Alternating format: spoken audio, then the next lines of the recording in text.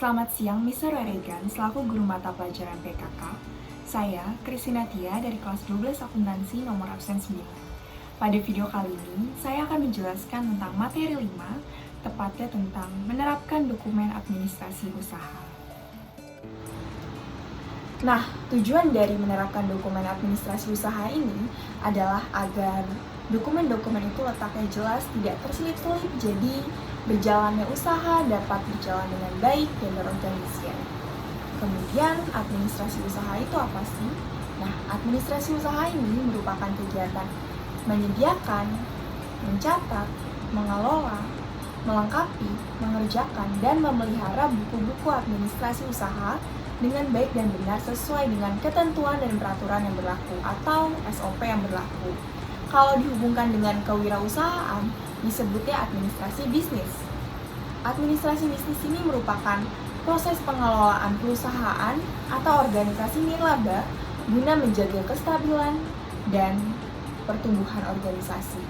Cakupan utama dari administrasi bisnis ini ada operasi, kemudian logistik, pemasaran, sumber daya, dan yang terakhir itu manajemen. Kemudian, untuk membangun suatu usaha harus punya izin terlebih dahulu. Izin-izinnya yang perlu dilengkapi ada 3. Yang pertama, SIUP, kemudian SITU, dan yang ketiga, NPWP.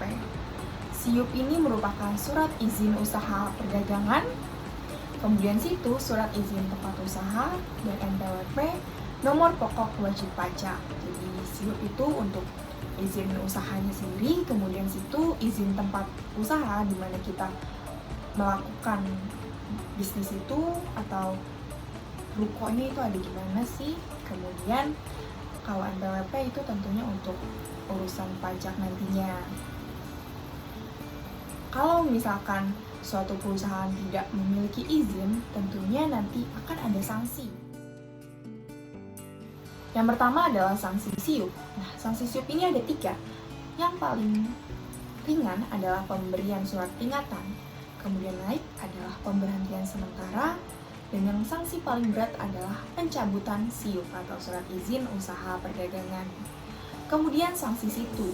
Sanksi SITU ini ada 4. Kalau misalkan keterlambatannya 1 bulan, akan dikenakan denda sebesar 10% dari biaya yang harus dibayarkan.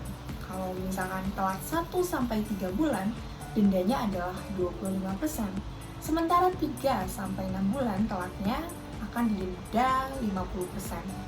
Kemudian kalau keterlambatannya 6-12 bulan, akan didenda sebesar 100% dari biaya yang harus dibayarkan. Yang selanjutnya adalah sanksi NPWP. Kalau sanksi NPWP ini berdasarkan alasan tidak memenuhi kewajiban. Jadi tidak memenuhi kewajiban dengan alasan keterlambatan, itu akan dikenakan denda sebesar 1 juta dan sanksi pidana 6 bulan. Dan yang kedua adalah tidak memenuhi kewajiban karena kesengajaan, itu akan didenda sebesar 2 juta dan sanksi pidana selama 1 tahun.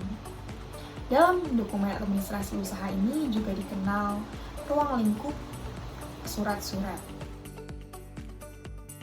Surat-surat bisnis ini ada 4. Yang pertama surat perkenalan, kedua permintaan, ketiga penawaran, dan yang keempat adalah surat pemesanan. Selain ruang lingkup surat-surat bisnis, dikenal juga ruang lingkup administrasi niaga.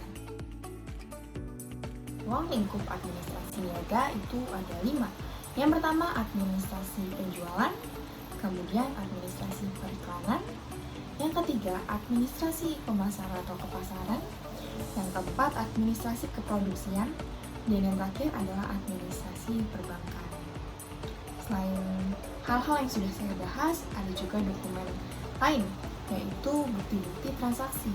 Nah, bukti-bukti transaksi ini biasanya digunakan dalam pencatatan jurnal-jurnal khusus, guys. Jurnal penjualan, jurnal pembelian, jurnal penerimaan kas, pengeluaran kas, dan sebagainya. Sekian video penjelasan dari saya. Terima kasih.